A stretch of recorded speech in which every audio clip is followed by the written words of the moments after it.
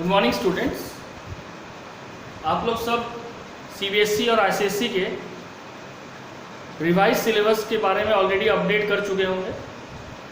CBSE का जो syllabus है 2020 का, इसमें यूनिट 2 में 12 का यूनिट, एक्चुअली अगर हम 12 को देखें इट इज़ यूनिट 7, जिसमें कि जेनेटिक्स एंड इवोल्यूशन है।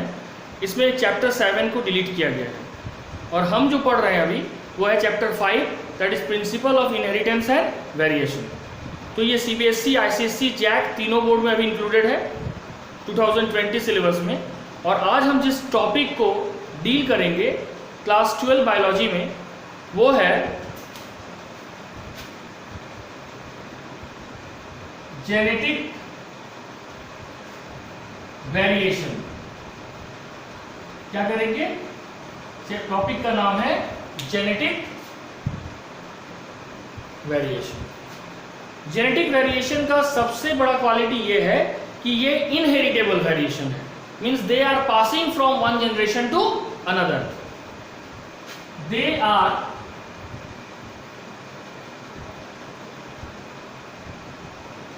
Inheritable variation which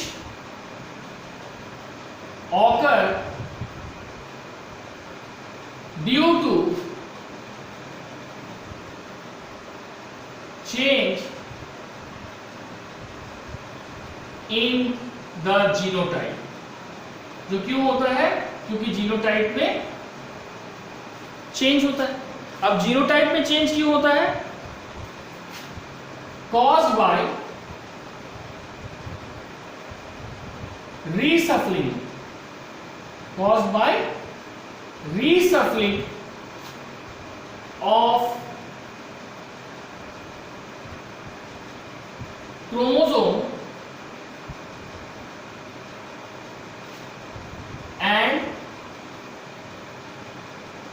gene, caused by reshuffling of chromosome and gene and change in structure of chromosome and gene and change in structure of chromosome and gene and also number of chromosome and also in number of chromosome।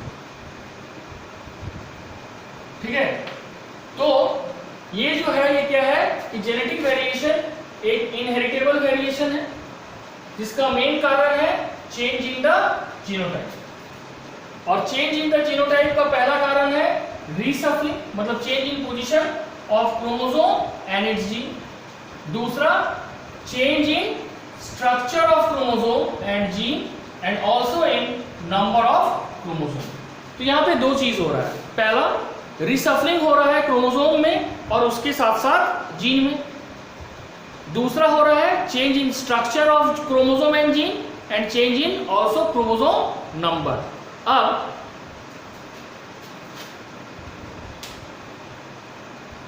change in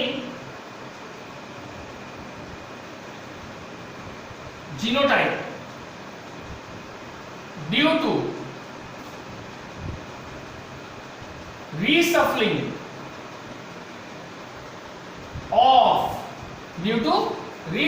of chromosome and gene।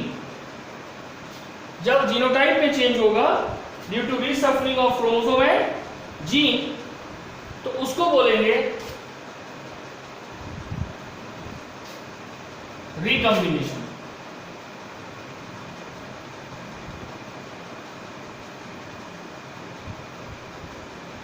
क्या बोलेंगे? Recombination.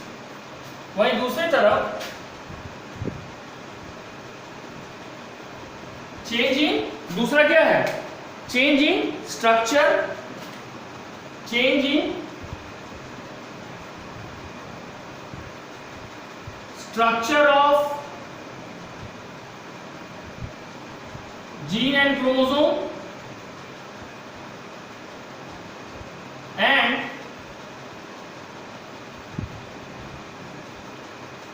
change in chromosome number. Change in chromosome number को क्या कहते हैं? Mutation. ठीक है, तो यहां पे दो फैक्टर आए, एक जो चेंज इन जीनोटाइप हो रहा है due to reshuffling of chromosome and gene, उसको हम रिकॉम्बिनेशन बोले। लेकिन जब change in structure of gene and chromosome हो रहा है, साथ ही साथ चेंज इन क्रोमोसोम नंबर भी हो रहा है, तो उसको हम बोल रहे हैं म्यूटेशन। ठीक है, तो सबसे पहले हम डील करेंगे what is recombination.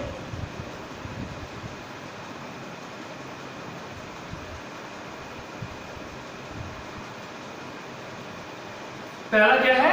What is recombination. तो रिकॉम्बिनेशन अभी हम लोग क्लियर किए कि recombination is a new combination of gene in a progeny due to reshuffling of chromosome and its gene.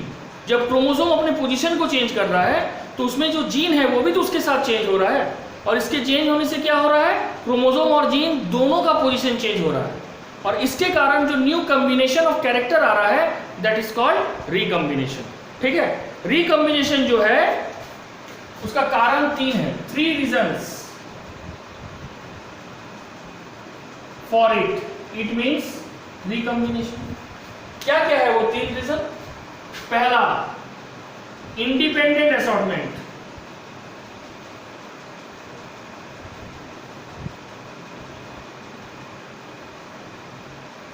Second क्या होगा? सेकेंड होगा रैंडम फर्टिलाइजेशन। Random fertilisation. और थर्ड होगा क्रॉसिंग ओवर। थर्ड क्या होगा? Crossing over. इंडिपेंडेंट असॉर्टमेंट हम लोग already पढ़े हैं मेंडल के थर्ड लॉ में, कि that 2 pair of character separate from each other at the time of gamete formation and they randomly rearrange, और दोबारा जब वो rearrange होगा वो randomly होगा and they form a new character along with parental character। और इस दौरान जो random fusion होगा that is called random fertilization, जिसके कारण नया वेरिएशन आएगा। ठीक है, रैंडम फर्टिलाइजेशन से जीन और क्रोमोसोम का पोजीशन भी चेंज होगा, और क्रॉसिंग ओवर में भी वही होता है, पोजीशन ऑफ जीन और नंबर ऑफ जीन चेंज होता है। क्यों? क्योंकि हम लोग पढ़े हैं कि क्रॉसिंग ओवर पैकेटिंग स्टेज और प्रोफेज 1 में होता है, जो कि मियोसिस 1 का पार्ट है। What is crossing over? It is a exchange of segment between non sister chromatid of a homologous chromosome pair. तो non sister chromatid of a homologous chromosome pair में जो एक्सचेंज ऑफ सेगमेंट होता है that is called crossing over. ठीक है, तो ये 3 के कारण क्या हो रहा है? रिकॉम्बिनेशन। अब रिकॉम्बिनेशन के बाद हम लोग नेक्स्ट पढ़ेंगे म्यूटेशन।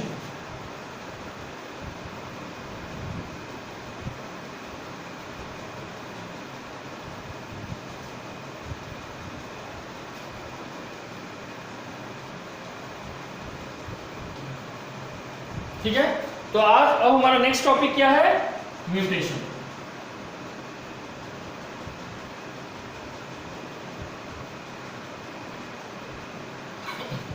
सबसे पहला क्वेश्चन है व्हाट इज म्यूटेशन। म्यूटेशन एक अनप्रेडिक्टेबल, मतलब सडनली होता है, लेकिन होने के बाद ये स्टेबल होता है and it is always inheritable from one generation to another. ठीक है, इट इज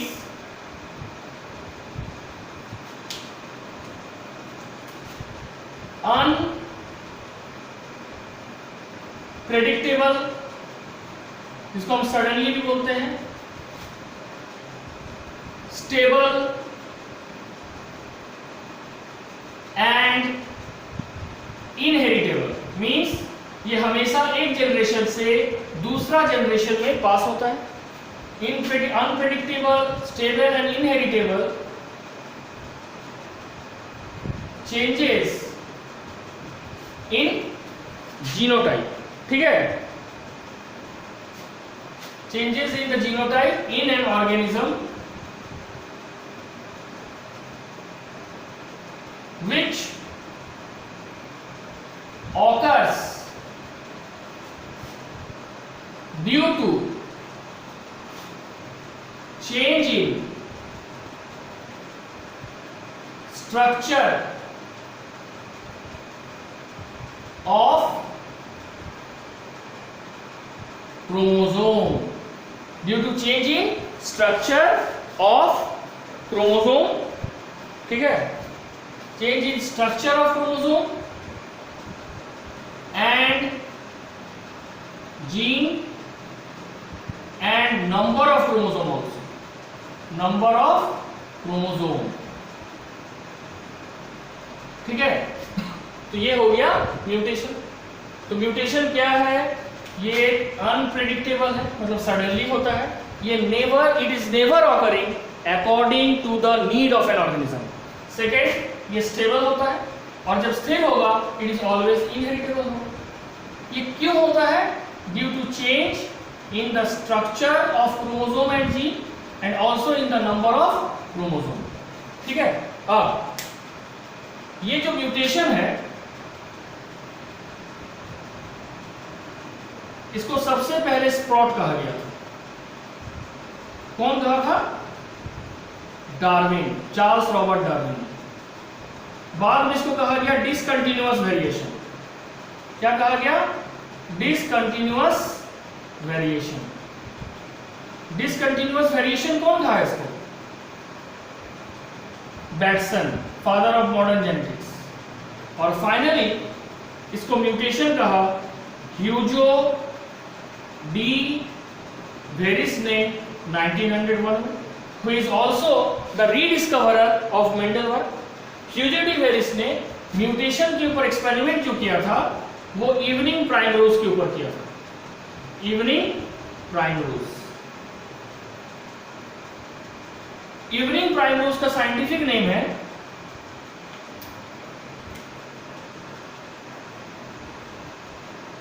ओइनोथेरा लेमार्कियाना. ठीक है, ओइनोथेरा जीनस है, लेमार्कियाना स्पीसीज है. टोटल इसमें 54,343 वैरायटी को स्टडी किया गया, जिसमें से 843 स्पीसीज जो है 843 केस जो है वो क्या मिला? म्यूटेंट, यानी उसमें म्यूटेशन पाया गया. ठीक है, तो ये हो गया म्यूटेशन का. अब ये जो तुम्हारा म्यूटेशन है ये बेसिकली 3 तरह का होता है. Genomic mutation, chromosomal mutation, chromosomal mutation को क्रोमोसोमल एबेरेशन भी कहा गया है, और तीसरा जीन म्यूटेशन या पॉइंट म्यूटेशन. तो ये जो तुम्हारा depending upon the cause, depending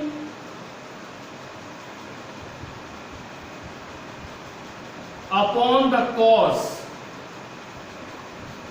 mutation are of 3 types. Mutation 3 तरह का है. ठीक है, क्या क्या है 3 तरह का? पहला genomic mutation,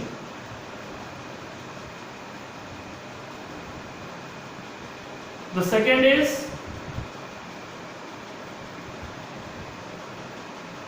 chromosomal mutation, and the third is gene.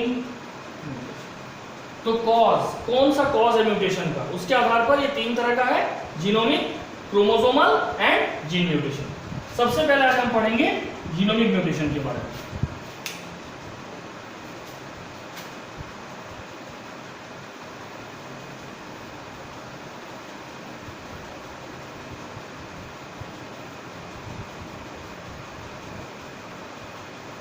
ठीक है, तुम्हारा टॉपिक क्या होगा?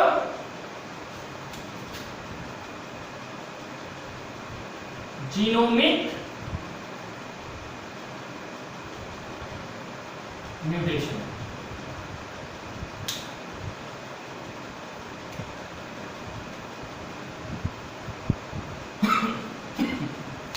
जीनोमिक म्यूटेशन में है it occur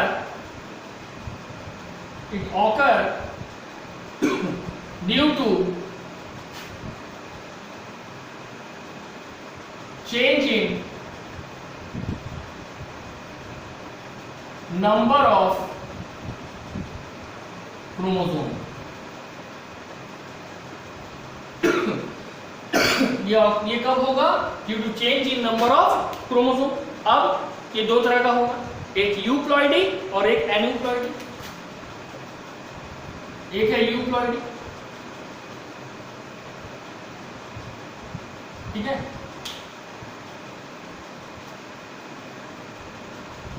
तो what is euploidy? It is the phenomenon of having a multiple of, it is a phenomenon of having a multiple of more than twice the number of chromosome in an organism। जब किसी भी organism में chromosome का संख्या diploid यानी 2n से ज्यादा होगा, दैट इज कॉल्ड यूप्लॉइडी, ठीक है। It is the phenomenon of having a chromosome number, it is the phenomenon of having a chromosome number more than twice the number of chromosome, more than twice the number of chromosome। twice का मतलब हो गया 2n यानी diploid से, that is called euploidy. Okay, अब यहां पे question आएगा कि मोनोप्लॉइड क्या है और डाइप्लॉइड क्या है। तो मोनोप्लॉइड क्या है? मोनोप्लॉइड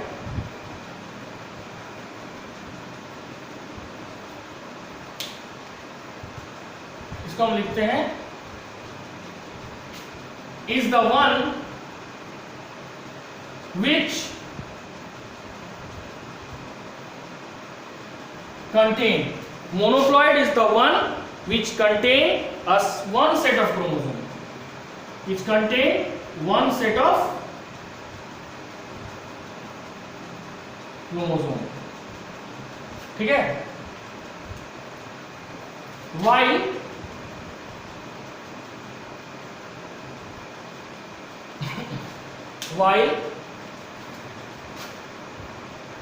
diploid diploid 2n is the one which contain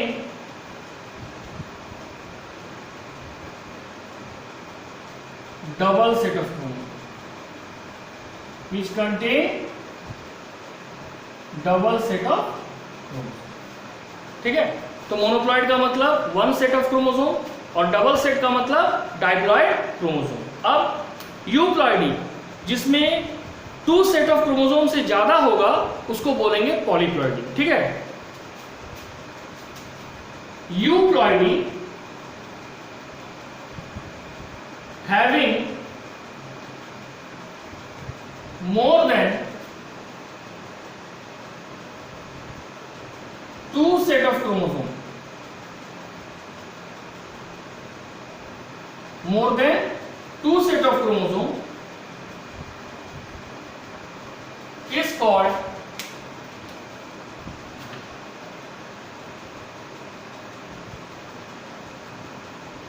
polyploidy, is called euploidy जिसमें मोर देन 2 सेट ऑफ क्रोमोसोम है उसको हम क्या बोलेंगे? उसको हम बोलेंगे पॉलीप्लॉइडी, ठीक है। On the basis of number of chromosome set, polyploidy क्या क्या है? on the basis of number of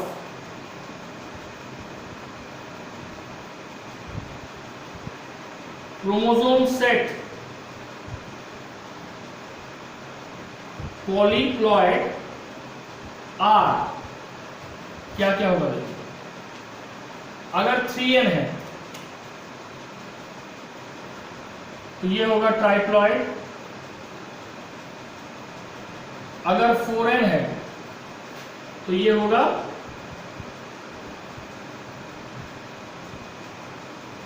tetraploid, अगर 5n है तो ये होगा पेंटाप्लॉइड, अगर 6n है तो ये होगा हेक्साप्लॉइड। ठीक है, तो ये हो गया different type of polyploidy on the basis of chromosome set. अब इसमें से जो पॉलीप्लॉइड का ऑड क्रोमोसोम नंबर है, ठीक है, जैसे 3n 5n, ये क्या होगा, polyploid with odd chromosome number are sterile. Sterile means they are unable to produce gamete. तो फिर ये कैसे रिप्रोड्यूस करेगा, they reproduce by vegetative means, that is vegetative mode of reproduction. ठीक है, हम लिखते हैं, हमारा मेन फोकस होगा what is polyploid growth and types of polyploid.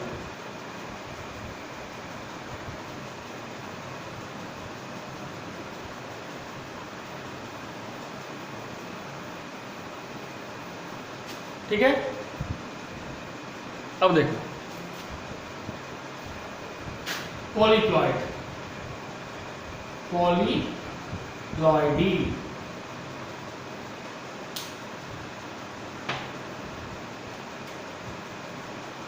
अब हम लोग पढ़ेंगे व्हाट इज पॉलीप्लॉइड। ठीक है, इट इज द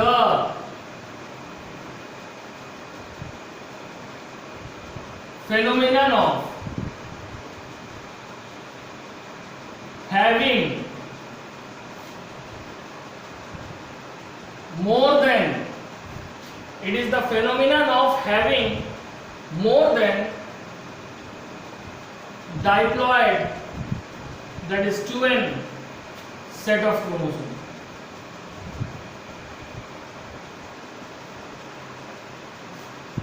It मतलब polyploidy, it was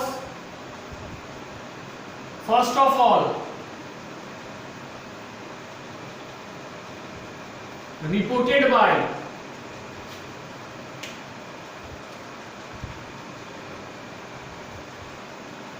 Luz in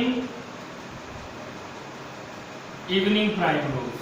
इसको डिस्क्राइब किया था हिजोडीवेरिस, लेकिन सबसे पहले इसको रिपोर्ट कौन किया था, लूज नाम के साइंटिस्ट ने। उसके बाद पॉलीप्लॉइडी जो है, polyploidy does not interbreed freely with, polyploid does not interbreed freely with diploid। एक ये हो गया। दूसरा, ऑड पॉलीप्लॉइड या polyploidy, that is 3n 5n etcetera are sterile. Sterile means they are unable to produce gamete। okay, and example क्या होगा इसका, बनाना,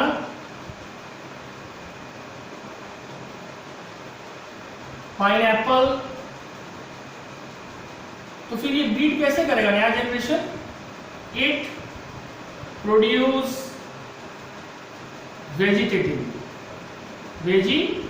यानी वेजिटेटिव रिप्रोडक्शन से ये रिप्रोड्यूस करेगा।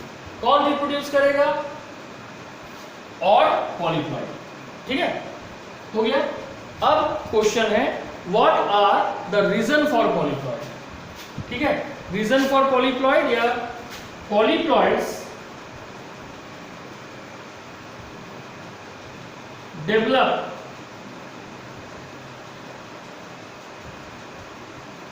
due to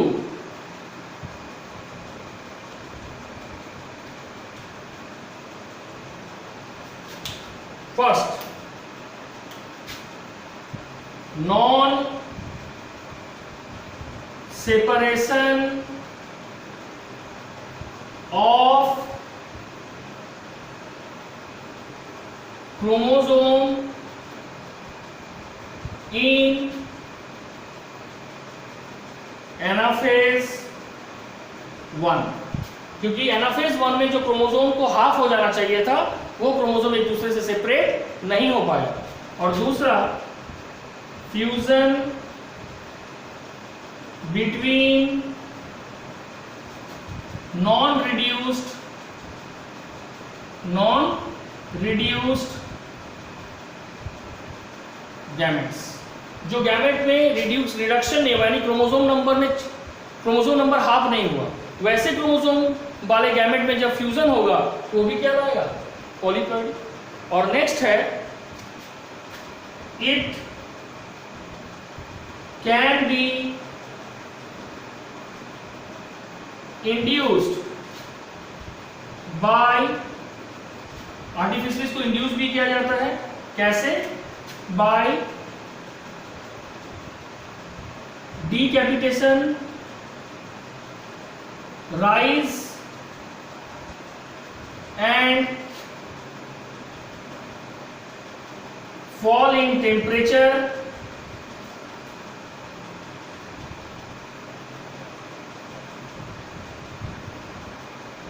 radiation, rise and fall in temperature, radiation, उसके बाद क्या होगा कि ये तुम्हारा ये हो जाएगा केमिकल्स जैसे कि सबसे कॉमन है कॉलचिसिन,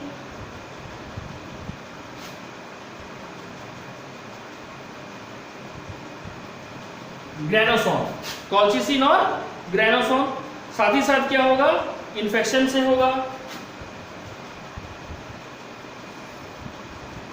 और इंजरी से होगा।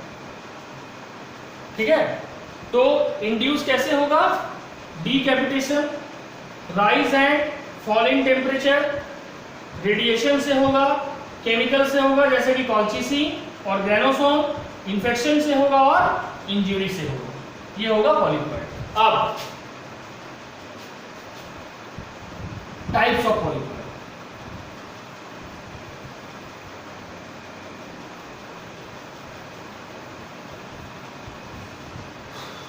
देखो जो पॉलीप्लॉइड है, ठीक है, ये 3 तरह का होगा। पॉलीप्लॉइड्स, दीज आर ऑफ 3 टाइप्स। क्या क्या, फर्स्ट एलो पॉलीप्लॉइड,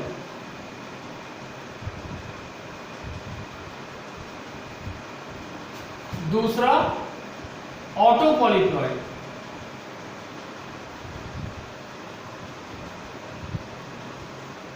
और तीसरा ऑटो एलो पॉलीप्लॉइड। ठीक है, तो 3 तरह का पॉलीप्लॉइड हो गया। पहला एलो पॉलीप्लॉइड, दूसरा ऑटो पॉलीप्लॉइड और तीसरा ऑटो एलो पॉलीप्लॉइड। हम सबसे पहले ऑटो की जगह रखते हैं, पहले रखते हैं हम लोग ऑटो और दूसरे में रखते हैं हम एलो को। ठीक है, अब हम इसको डिफाइन करेंगे। What is auto polyploid? increasing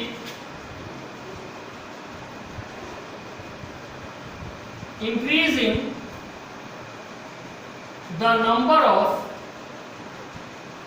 same genome, जब एक ही जीनोम के नंबर में लगातार इंक्रीज हो रहा है, that is called auto polyploid. Auto polyploid में क्या होगा, जैसे कि एग्जांपल है बनाना,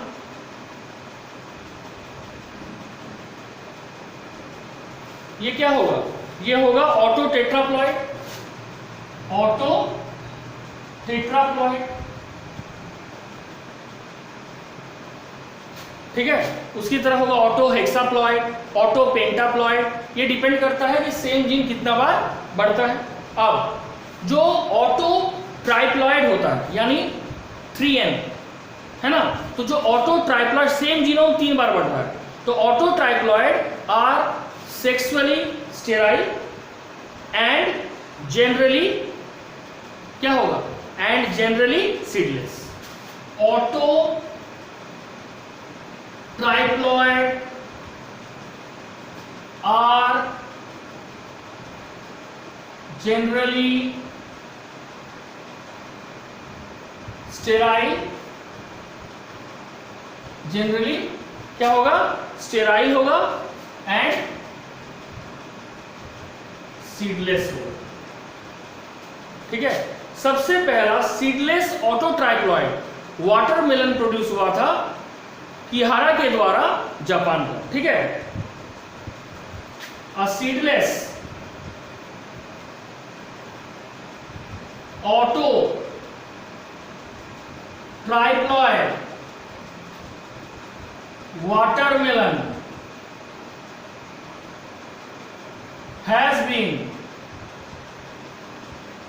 developed by Kihara, K-I-H-A-R-A, Kihara in Japan, ठीक है। किहारा जो है, जो जापान में रहते थे, जापान के साइंटिस्ट हैं, उन्होंने सबसे पहले क्या डेवलप किया, सीडलेस ऑटो ट्राइप्लॉइड वाटरमेलन। कौन डेवलप किया, किहारा, जापान।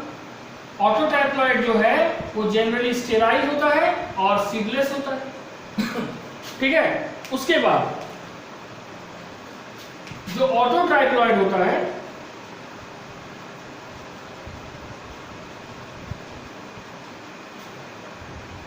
ट्राइप्लॉइड होता है, वो शो करता है गाइगस इफेक्ट।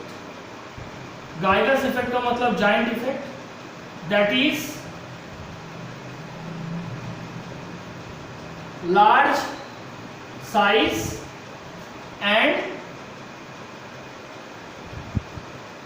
Higher yield. जो ऑटो ट्राइप्लॉइड है वो क्या शो करता है, ऑटो ट्राइप्लॉइड शो करता है gigas effect, that is large size and higher yield, ठीक है। ये हो गया ऑटो पॉलीप्लॉइडी का। ऑटो पॉलीप्लॉइडी में सेम क्रोमोसोम नंबर का इंक्रीज होगा। जैसे देखो पेरेंट्स हैं ए, इसका डबलिंग होगा, ठीक है। डबलिंग होगा तो क्या होगा, ए, इसको बोलेंगे ऑटो ट्राइप्लॉइड, 3n है ना, ठीक है। सेम क्रोमोसोम के नंबर का इंक्रीज हो रहा है। अब हम लोग नेक्स्ट पढ़ेंगे एलो पॉलीप्लॉइड। इसमें दो डिफरेंट जीनोम, दो अलग अलग पेरेंट से आएगा और उसके बाद उन दोनों जीनोम के नंबर में इंक्रीज होगा, ठीक है। तो अब हम पढ़ेंगे yellow polyploid.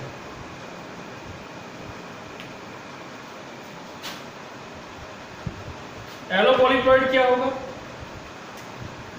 It is a chromosome set due to coming together of a genome of two different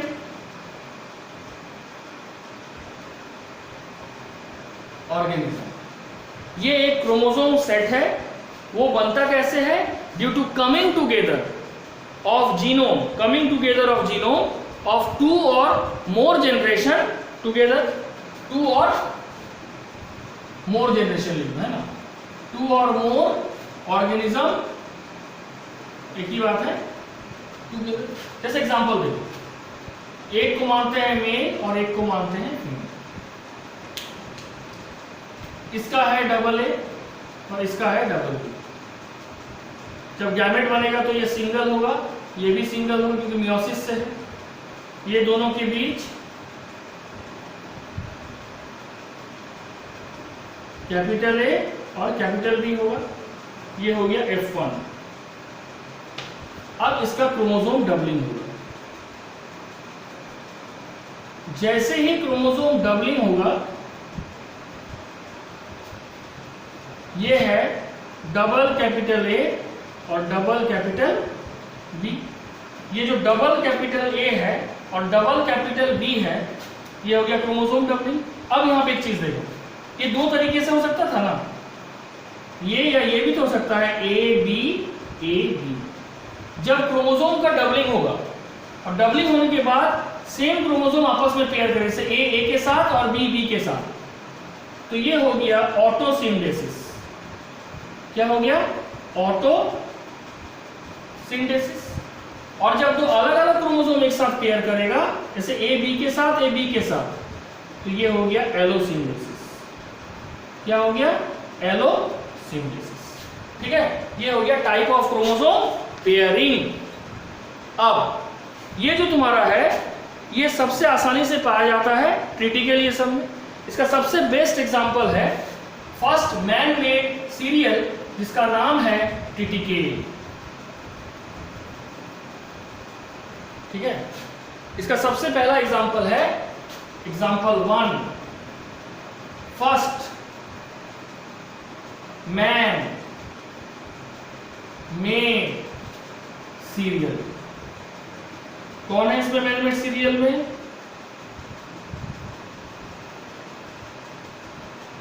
triticale है। कौन है? ट्रिटिकेल। ट्रिटिकेल कैसे बना? पहला है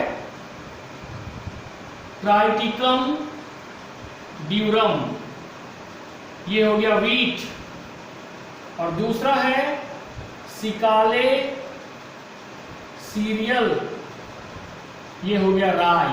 ये हो गया वीट, ये हो गया राई। इसका क्रोमोसोम नंबर है 2n = 28, इसका क्रोमोसोम नंबर है 2n = 14। ठीक है, अब इसका गैमेट बनेगा, तो गैमेट क्या बनेगा? n = 14 और इसका बनेगा n = 7। दोनों का क्रॉस होगा तो बनेगा 2n = 21। ये तो नॉर्मल F1 हो गया। अब इस F1 का फिर क्या होगा? Chromosome doubling. क्रोमोसोम डबलिंग होगा, और क्रोमोसोम डबलिंग कौन करेगा? कॉल्चिसिन बेसिकली यूज होता है, और इससे बनेगा 4n = 42। 4n = क्या बना? 42।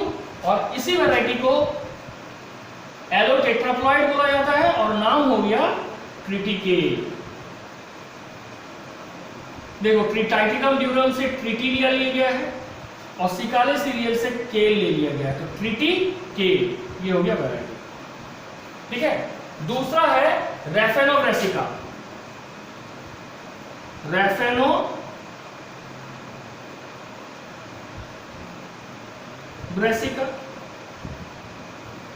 इसमें कैसे होगा? सिंपल है, रैफेनस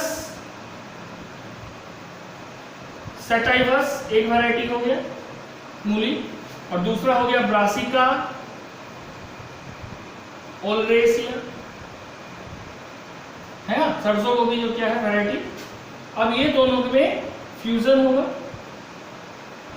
ये जेनस ये स्पीसीज, ये जेनस ये स्पीसीज। ये है 2n = 18, इसमें भी होगा 2n = 18। अब क्या होगा? दोनों का गैमेट बनेगा n = 9 और n = 9।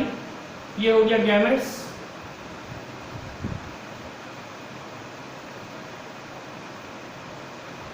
टू n = क्या हुआ? 18। अब 4n क्या हो गया? 36। तो 4n 36 कैसे हुआ? क्रोमोसोम डबलिंग से क्रोमोसोम, और इस वैरायटी को कहा गया रैफेनोब्रासिका। तो ये दोनों वैरायटी किसमें आया? एलोपॉलीप्लॉइड। क्यों एलोपॉलीप्लॉइड कहा गया? दोनों में देखो जीन आया, जीनोटाइप आया फ्रॉम टू डिफरेंट पेरेंट्स। तो जब दो डिफरेंट पेरेंट्स इन्वॉल्व होगा दैट इज कॉल्ड एलोपॉलीप्लॉइड। ठीक है, अब हम लोग पढ़ेंगे ऑटो एलोपॉलीप्लॉइडी।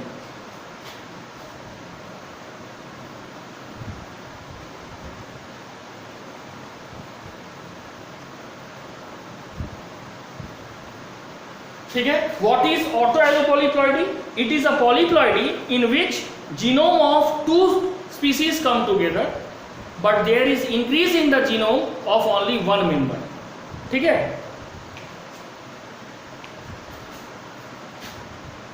ऑटो पॉलीप्लॉइडी का डेफिनेशन है it is a polyploidy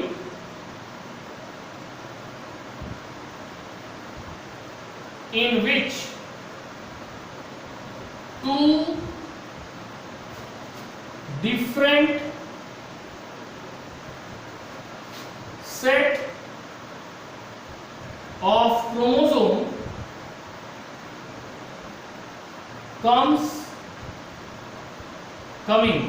coming together and increase in number of chromosome of only one set is taking place. ठीक है, मतलब एग्जांपल इसका है हेलिएंथस ट्यूबरोसस। ठीक है, ये जो हेलिएंथस ट्यूबरोसस है इसमें क्या होगा? ये जेनस है, ये स्पीसीज है। इसका जीनोटाइप है A4A और 2B। अब देखो, क्योंकि इसमें दो सेट ऑफ क्रोमोसोम एक साथ है, दो अलग अलग ऑर्गेनिज्म से, तो ये क्या हो गया? By nature allopolyploidy. लेकिन जब सेट ऑफ क्रोमोसोम का बढ़ने का बात आता है तो सिर्फ एक ही क्रोमोसोम बढ़ता है, A सिर्फ बढ़ रहा है, B नहीं बढ़ रहा है। तो जब सिर्फ A बढ़ रहा है और B नहीं बढ़ रहा है तो इस तरह के ऑर्गेनिज्म को कहा जाता है ऑटोपॉलीप्लॉइड। तो एलो इस सेंस में है कि दो अलग अलग सेट ऑफ क्रोमोसोम एक साथ है, लेकिन ऑटो इस सेंस में है कि सिर्फ एक ही क्रोमोसोम का नंबर बढ़ रहा है। That is called auto allopolyploidy. ठीक है, अब उसके बाद इंपॉर्टेंस क्या है? इंपॉर्टेंस ये है कि नंबर ऑफ क्रॉप प्लांट्स हम इससे प्रोड्यूस कर रहे हैं, जैसे कि बनाना, पोटैटो। ठीक है, दूसरा साइंटिस्ट ने न्यू वैरायटी ऑफ क्रॉप इससे पैदा किया, जैसे कि ट्रिटिकेल अभी पढ़े एलोपॉलीप्लॉइडी में, रैफेनोब्रासिका, ये सब क्या है? New variety of plants. Third क्या है कि पॉलीप्लॉइडी के द्वारा हम ऐसे फ्रूट्स और वेजिटेबल को प्रोड्यूस कर सकते हैं which show gigas effect. Gigas effect means वो बड़े साइज का भी होगा और उसका जो प्रोडक्शन है वो भी नॉर्मल से ज़्यादा होगा। एंड फोर्थ क्या है कि हाइब्रिडाइजेशन के द्वारा हम जो नया ऑर्गेनिज्म ऑब्टेन कर रहे हैं, प्लांट या प्लांट का डिफरेंट टाइप्स का, चाहे वो वेजिटेबल्स हो या फ्रूट हो, इसमें हम वाइल्ड प्लांट में भी अप्लाई कर सकते हैं। वाइल्ड मीन्स ओरिजिनल वैरायटी में भी हम इस पॉलीप्लॉइडी के द्वारा न्यू टाइप्स ऑफ वैरायटी को पैदा कर सकते हैं by transfer of certain gene. जैसे सोलेनम पॉलीडेनम से जो जीन है उसका यूजफुल वो सोलेनम ट्यूबरोसम में ट्रांसफर करते हैं। ठीक है, ये हो गया पॉलीप्लॉइडी का फायदा। That's all for today, thank you.